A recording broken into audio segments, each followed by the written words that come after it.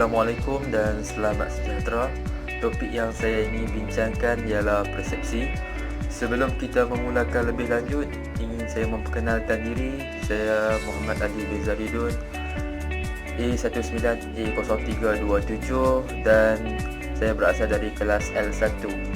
Okey, persepsi ini merupakan di mana seseorang individu memilih, mengatur dan menafsirkan rangsangan melalui gambaran dunia yang bermakna. Persepsi dapat dijelaskan sebagai 3 tahap yang digunakan untuk memberi makna kepada rangsangan yang diterima melalui 5 deria. Yang pertama, deria rasa, deria bau, deria sentuh dan sebagainya. Terdapat 3 peringkat proses persepsi, iaitu exposure, attention dan interpretation. Okey, dekat sini 5 deria yang saya sebut tadi, iaitu deria rasa, deria bau, deria sentuh dan lagi 2 lagi tu dia berada di bahagian exposure, iaitu mula-mula sekali. Okey, sebelum saya nak ceritakan tentang 3 peringkat proses persepsi yang saya sebut tadi, saya akan ceritakan dahulu tentang apa itu sensasi. Sensasi merupakan tindak balas langsung organ deria terhadap rangsangan-rangsangan, iaitu dari input ke mana-mana panca indera, iaitu panca indera mata, telinga, hidung, mulut dan sebagainya. Sistem deria manusia adalah sumber semua input mentah yang diterima dan diproses oleh otak manusia. Seterusnya, perbezaan minimum yang dapat dikesan antara dua rangsangan yang serupa. Undang-Undang Weber. Perbezaan yang ketara adalah perbezaan intensiti antara dua rangsangan. Sebelum pengguna dapat merasakan bahawa kedua rangsangan ini berbeza, semakin kuat rangsangan awal, semakin besar intensiti tambahan yang diperlukan agar rangsangan kedua dianggap berbeza.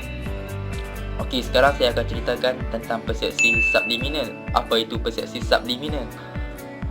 Persepsi subliminal ialah berlawanan dengan ambang deria, iaitu rangsangan yang terlalu lemah atau terlalu singkat untuk dilihat atau didengar secara sedar, dan rangsangan ini lemah dan masih boleh mempengaruhi minda pengguna.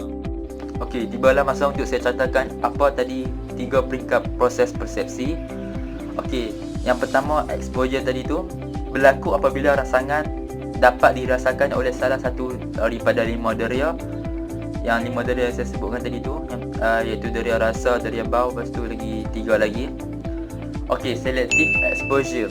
Apa itu selective exposure? Kawalan yang dimiliki oleh pengguna terhadap apa yang seseorang ingin lihat, dengar, bau, rasa dan sentuh. Berlaku apabila terlalu banyak produk dan terlalu sedikit masa untuk pengguna memerhatikan semuanya. Okey, sebagai contoh, macam musim PKP ni, para konsumer tak dapat macam nak duduk ataupun nak membeli barang terlalu lama dalam kedai disebabkan ingin mengelakkan daripada berlakunya jangkitan virus COVID. Okey, saya akan catatkan proses yang kedua, iaitu attention. Apa itu attention? Attention ialah tindakan mengarahkan otak untuk memproses rangsangan tertentu, dan dia terdapat 3 pecahan. Yang pecahan pertama iaitu selektif, boleh dibahagi dan terhad. Okey, apa itu selektif? Selektif ialah tentukan mahu pengguna ingin memberi perhatian sebagai iklan suka yang disokong oleh pemain bola sepak terkenal. Okey, manakala boleh dibahagi pula merupakan perhatian pengguna yang dapat dibahagi. Dan yang ketiga, terhad, merupakan jangka masa perhatian pendek. Sebagai contoh, tidak fokus pada iklan melainkan jika ia menarik minat pengguna. Okey, sekarang saya akan terangkan proses yang ketiga, iaitu interpretation. Apa itu interpretation? Interpretation ialah tindakan menerangkan maksud sesuatu pengguna memberikan rangsangan. Berdasarkan rangsangan, Pengguna memberi makna kepada keadaan. Sebagai contoh, minuman berkarbonat diisi dalam dua tin yang berbeza. Tin yang pertama ialah Coke dan tin yang kedua ialah tin putih biasa. Orang akan lebih memilih tin Coke berbanding tin biasa walaupun dua-duanya diisi berkarbonat, walaupun di dalamnya terdapat air Coke yang sama. Interpretation membawa kepada skema pemasar mengaktifkan skema menggunakan rangsangan yang berbeza. Psikologi Gestalt mengatakan orang yang bertindak balas terhadap sejumlah rangsangan daripada rangsangan individu yang dibahagi kepada tiga, iaitu prinsip penutupan, prinsip kesamaan dan prinsip gambar tanah. Okey, saya akan jelaskan tentang cabaran dalam membuat persepsi. Okey, semua tajuk pun dia ada cabaran-cabaran dia. Okey, persepsi pun dia ada cabaran dia sendiri. Okey, semua orang mempunyai persepsi yang berbeza mengikut pengalaman, minat, keperluan dan perasaan. Okey, yang ni empat dalam orang kata apa, cabaran dia tu. Okey, pengalaman dapat diambil oleh seseorang dalam membuat persepsi, dalam membeli barang atau membuat keputusan. Okey, sebagai contoh, jika seseorang pernah membeli barang daripada jenama X dan kualiti barang tersebut mungkin kurang elok, nescaya individu tersebut tidak akan membeli daripada jenama itu lagi.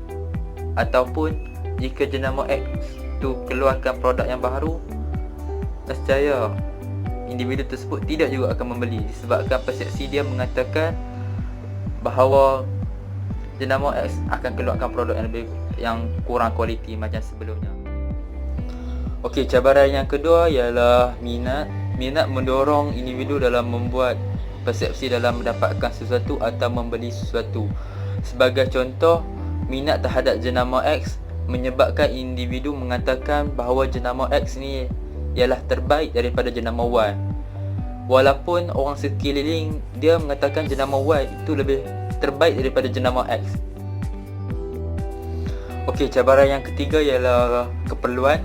Keperluan merupakan ciri-ciri yang ketiga dalam membuat keputusan. Sebagai contoh, individu yang kurang kewangan akan menanam persepsi yang positif terhadap barang-barang yang kurang kualiti disebabkan dengan dia menanam sifat positif tersebut menyebabkan dia redha dalam membeli barang-barang yang agak murah berbanding barang yang mahal.